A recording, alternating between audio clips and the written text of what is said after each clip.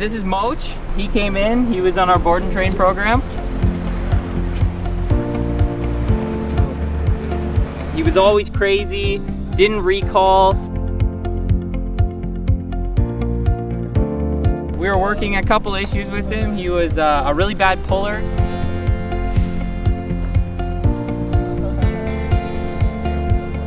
Always wanted to go visit every dog, every person, and they had no control mainly.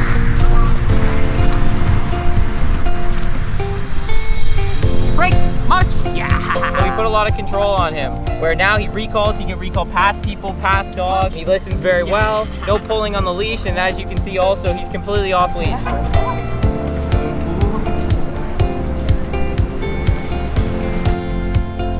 He's the same happy guy as ever, but now he just listens much, much better. So this is Moch.